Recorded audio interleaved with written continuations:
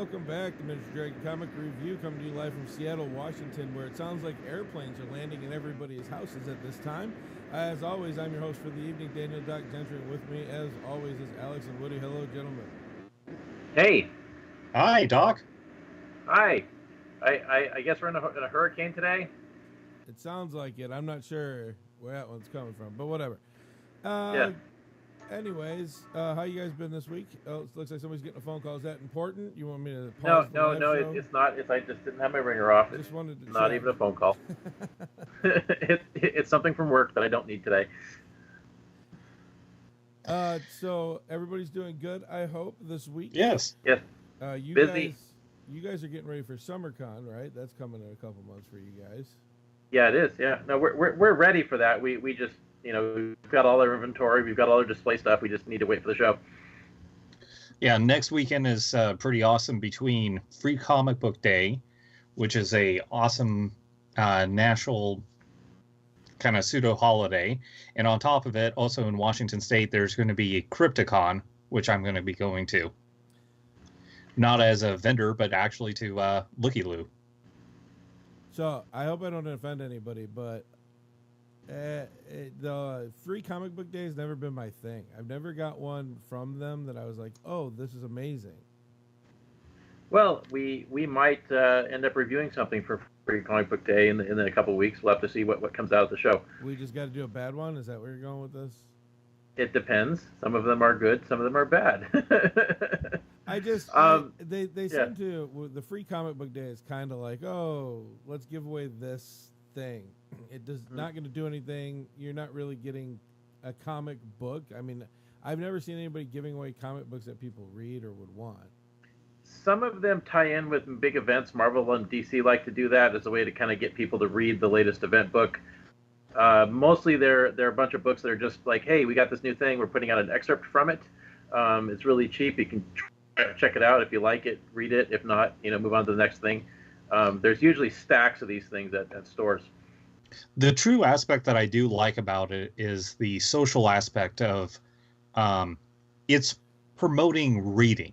And I think it is a great thing because, like, besides comic book stores, libraries also hand out some of the comic books, which, it's getting a whole new generation into reading and getting into creativity. And I think that's where the real aspect is. But, you pay for what you get. Yeah. It's free. So it's like you pay for it. Well, it's actually not entirely free. It's interesting because I've talked to shop owners about it, and what it is they have to buy the comics. Most of them are not delivered for free, actually, to the store. And so you have this thing where they have to buy the comics at a deep discount, right?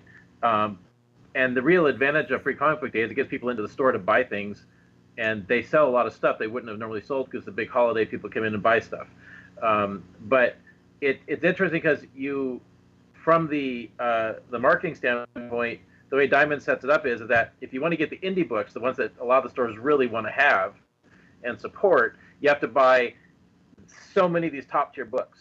And then in order to get the second tier books, you have to buy this massive quantity of the Marvel, DC, big stuff. Then the middle tier books, like the Dark Horses and your Boom Studios, then you got to buy a whole bunch of those before they'll even sell you the indie books at the bottom tier. So it's and not all the stores are willing to put out that much money even for Free Comic Book Day. So so you don't see as many of those books that we're going to want to review at those shops. They go really fast when they have them at all. It's just interesting to me. It feels more like some kind of marketing scheme than it is really what you say, promoting reading, all this other stuff. I'm all for getting people to read. If this fools, I would like to see the data. As a data guy, I would like to see the data that, more books are sold after Comic Book Day because kids get into reading than any other time.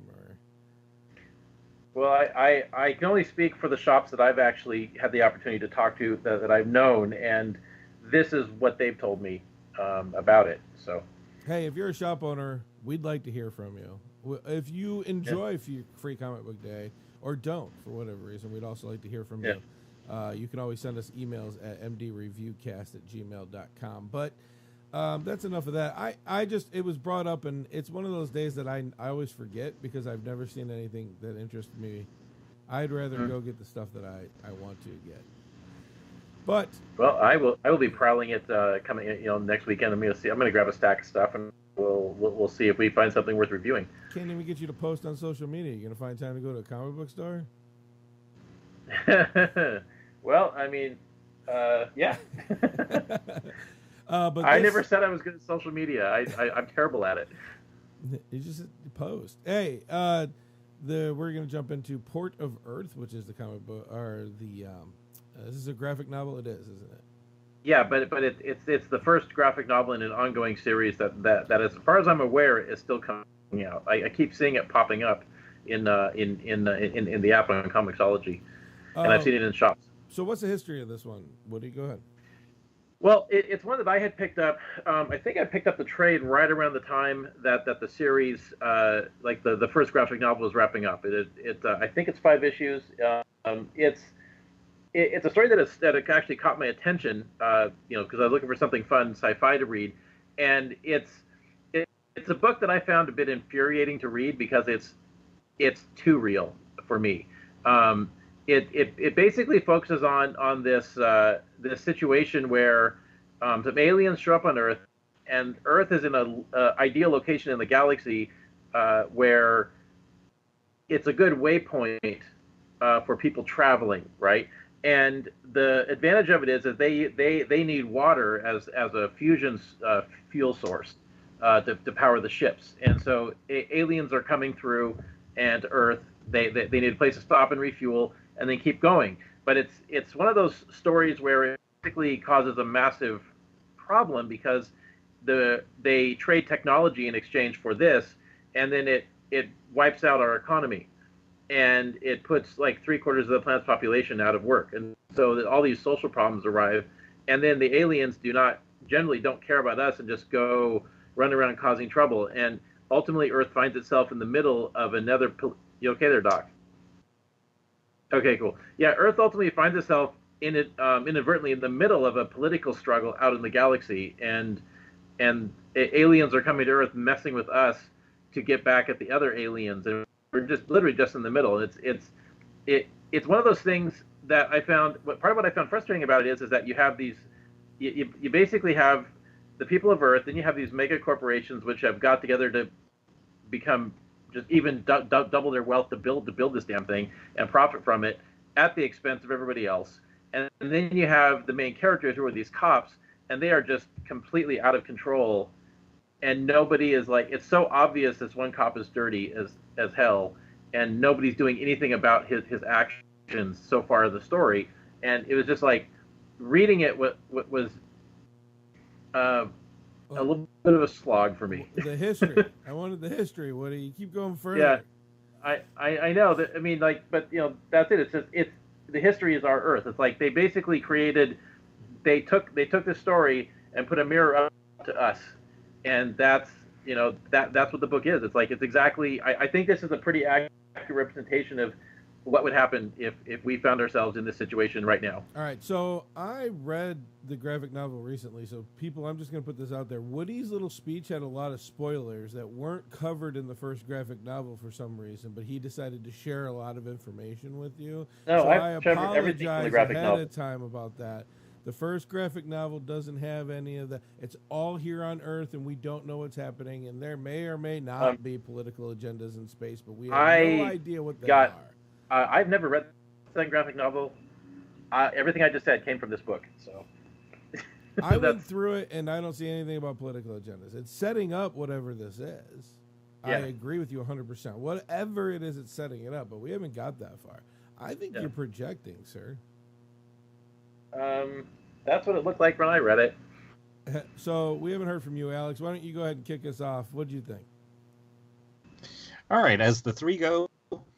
Lettering, I thought it was interesting that their word bubbles had kind of a squiggly line on some of the characters' dialogues. It felt like there was some parts that were kind of interesting, just aesthetically how it was built, how it was created, but otherwise, like, I didn't see any kind of like real glaring problems with the typography or just the way that the lettering bubbles, or like this, um, the narrator, when it kind of goes into each chapter, it's kind of like an overview of what previously happened, and also a interview that's happening between two characters. As you read the story, you get an idea of like, okay, these are current events, and these are also past events that have happened within the story arc, to give you enough like breadcrumbs so that you can follow this tale of what's going in. And to lead into that with the story, it's not exactly bouncing between different time periods, but it gives you enough of like, these are current events and these are things that happened, and the responses within the characters of why and what was kind of happening. As Woody was indicating, the characters are both at kind of the street level. You have two main characters, a character by the name of Mac and a character by the name of Rice. And their motivations are quite interesting because they've had an effect on like how their past has basically haunted them. Rice has certain instances that basically makes him the person that he is. And Mac, when you read about his tale, it does make sense. There's certain parts that I get what you're saying about the characters, but at the same time, I didn't exactly feel the same way as you did, Woody, about like how you were saying one was a dirty cop and one wasn't. But it's the cause and effect. It's kind of like in human history, as new technologies come up, steam powered, the use of different resources. I mean, like when society was using whale oil, it was a part that when we went to fossil fuels, it had to change. When we went to coal, it had to change. When we've used different type of technologies, it has changed part of our society. And I feel like this story kind of reminds me of some of the classic things of Outer Limits during the 1950s, and the original series of The Twilight Zone, where it's not so much science fiction oriented, but it's the other part of science fiction that I love. The social tale of, here's a situation that you break down of our society, and the fact of like the cause and effects of how industries and technologies have their benefits and negatives. Taking a look at our modern society of how technologies have both ruined and improved our lives.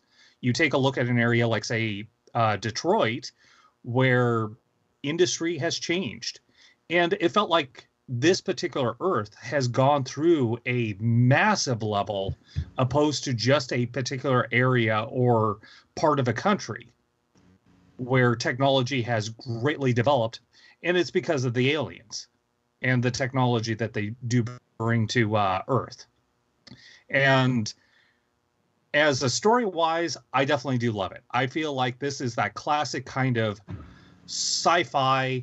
It's the mystery, it's the social aspect, it's the commentary without like blaringly putting into your face, but at the same time giving you a conversation, giving you a part of philosophy of how science works, how these thought processes of causes and effect are.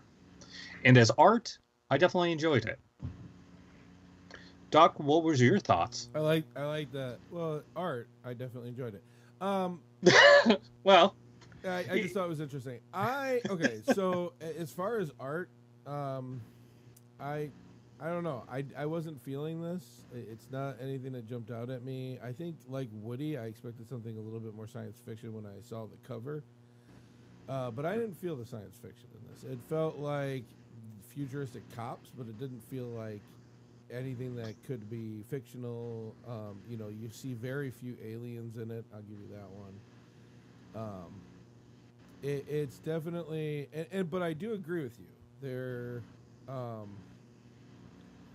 I didn't get the feel that it was good cop, bad cop. I felt like it was two cops looking from different sides of a coin. You know, one's Well, there. the part of what bothered me was that how just out of control Mac was. Like, and nobody's stepping up and stopping him. Go ahead, Woody. No, I just want to interject that, get a conversation going about that very point. That's all I wanted to do, because it's like you hear all these stories about real cops getting away with shit because it's like, oh, it's part of the in crowd, well, cops don't turn against cops, and that's exactly what's going on here. And this guy is breaking every rule in the freaking handbook, and somebody needs to say something.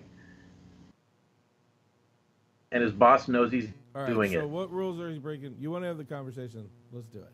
What rules is he breaking from the book? Right. The rules of the book says even if they destroy, even if they kill, even if they murder, even if they blow up everything, don't do anything to provoke them.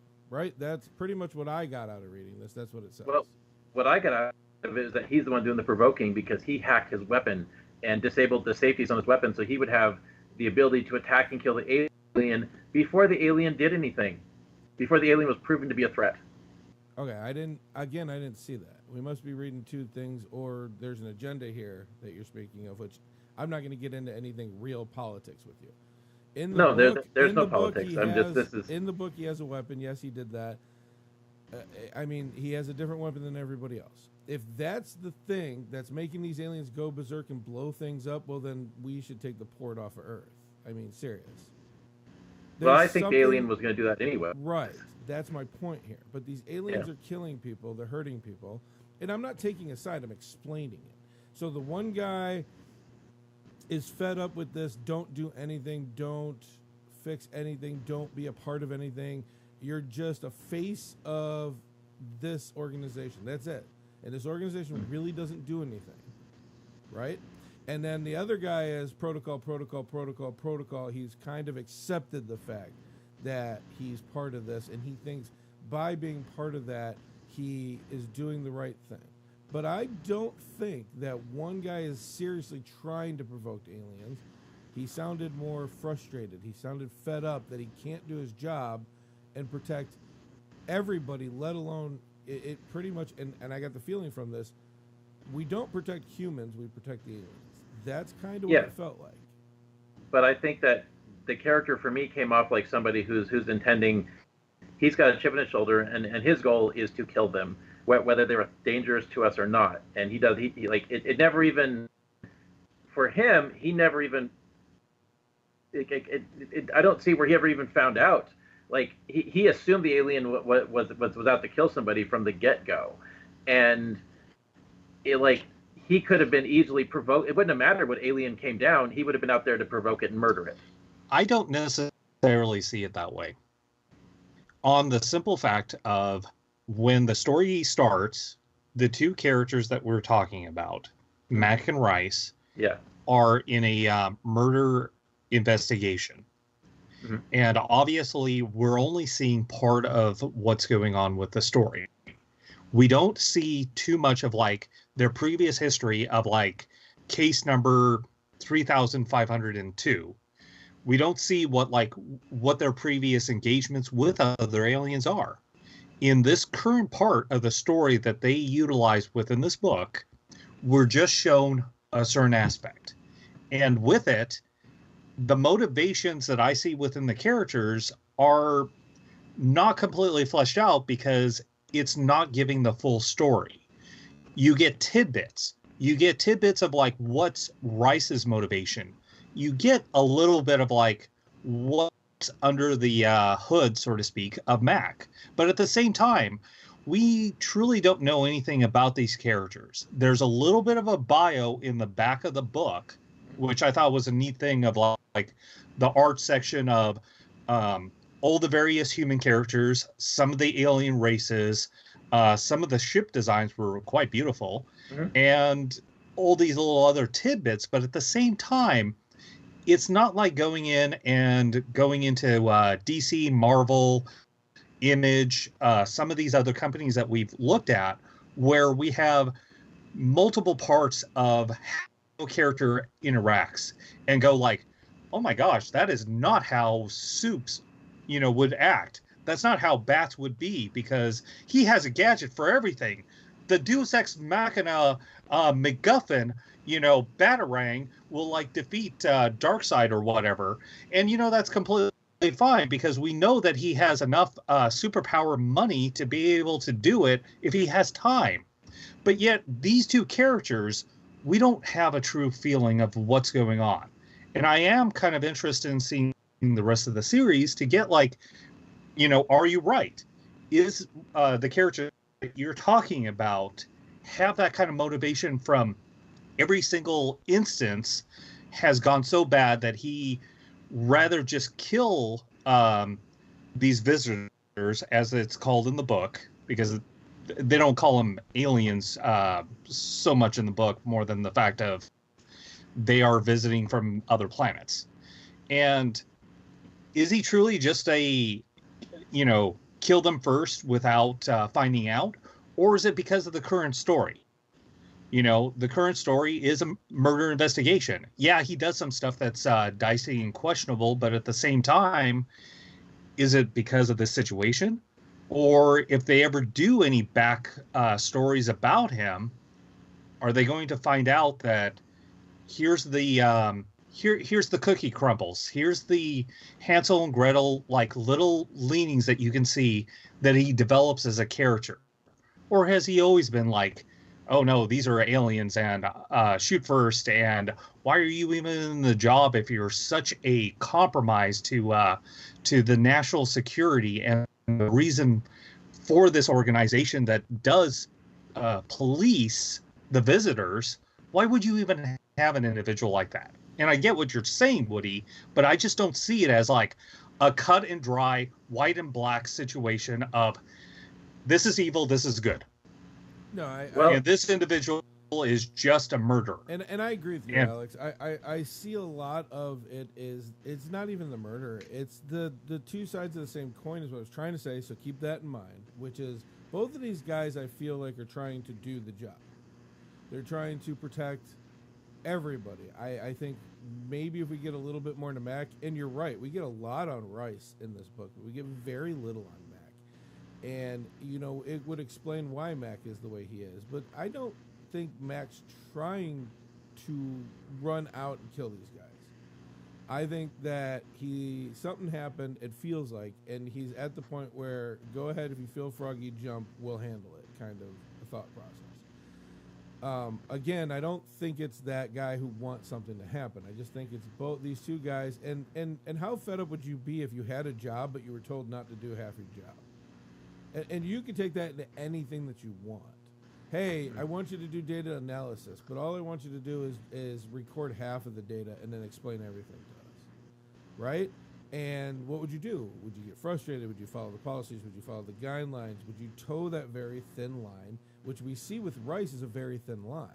Oh, what did you do to provoke? Are you sure you didn't? Blah, blah, blah, blah. And he's trying to be honest, but people, both his partner and the people asking him questions are like, are you sure? That doesn't sound right. Blah, blah, blah, blah, blah. And it was like one of those things. It was a cool frustration in the story. I found the story unique because it has these little frustrations in it. And it pulls you into these frustrations that don't even exist. It's saying, here's this thing that's not real. We do not have a water port off of San Francisco. Aliens never came up here and blew up the Space Needle. I saw that in there. I'm going to throw it out there because it was in there. These things didn't happen. Yet, you feel like you're kind of pulled in this because you can feel kind of what's been going on and built up with the newscasts and stuff, which I'm sure is not the whole story, but if that's all you have to build off of, if you don't have the whole story, you have to look at what you got. And this isn't, again, it's a comic book. This isn't real news where we could do a little bit of investigating on the internet and find out if something's true. This is a fake world, which all the information we have is what we read in the book. I found the story telling like that. I found it very interesting. The story was very unique. The art didn't impress me. I was actually the thing about the bubbles you were talking about, Alex. It made me mad actually because it wasn't. Oh, you saw what I mean by the way that it almost had that squiggly. None of the bubbles had a line. They all had like this in and out thing. Oh yeah, that's I saw that too. That was really weird. I don't know how they did that. I mean, I think I do, but that's an interesting artistic choice. How's not important as why in this situation? You know, why are you doing this way? It's annoying to me. It's almost as annoying until I found out the reason behind Rick and Morty's eyes. Yeah. They're not round, they're these little squiggly marks real quick. I was looking at that really close, by the way, after Alex brought that up, and I think what they were doing is that they had picked a font that looked really close to a hand letter, like looked like it was hand lettered, and they actually deliberately went out of their way to make the balloons look like they were hand lettered balloons by making them inconsistently round. And I think that's the reason why that squiggly is there, to basically create the illusion that it was done by hand. Yeah, it didn't look like it looked like it was done with somebody who was having a seizure at the time. Yeah. There is something about this also that I found just a little bit annoying, and I don't know if you can see it on my tablet, but this is what the port looks like. Does anybody recognize that shape? Because snowflake. That's the shape of the Atlantis city in Stargate Atlantis. It's the second time we've had a series Alex and I reviewed where somebody did that, and it's fine if it's an influential show. I love the show, but why do they keep copying it? You know, it could just be because that design would work from an engineer's point of view. Maybe it does. I don't know. No, it would. It creates a wider platform with a push. It would be able to contain more weight. Blah blah blah. But we got 3 minutes, so let's hurry up and do Alex final thoughts. So, as engagement of a story goes, and a level of conversation with your friends, this is a book to definitely check out, for better or worse. Yeah. Obviously, we all three got something different out of it, and I think that is a really interesting point of this. Yeah. Some similarities, but obviously different levels to it. So, I would say pick it up, check it out for yourself, and I would love to hear other people's thoughts about this. What'd you think? What are your final thoughts? It didn't hook me for the second graphic novel. I think the second one is out now. I didn't, it's like I did not want to keep reading it. It did not suck me in at all. I mean, I just found it frustrating because like I have known people like Mac, in every job I've been in, to see the boss go, get your story straight. He didn't care what the truth was. He just needed them to get their shit together. It's just like top to bottom, the corruption, and like if I want to see that, I'll go back to work at Domino's. Okay. Whoa, like this episode brought to you by Domino's. I'm just kidding. I mean, seriously, like this, it's just, it's frustratingly real to me, and that made it hard for me to like. It's such a mirror on society that it made it just a little bit too hard for me to get into it. Granted, I'm writing a story like that, so maybe I'm being a hypocrite, but if you're looking for a real edgy, really well thought out and pretty disturbingly accurate police drama in a sci-fi setting, wow, this is definitely they got. I think the book was exactly what they wanted it to be, and in that I'd say it was definitely a success. It wasn't what I wanted to read, but it's not for me, but I think it's a well executed book for what it is. So since that's all the time we got, I'll just put mine online. Thank you all for joining us. We hope to see you next week. Read more comics, keep it nerdy, and live your dreams.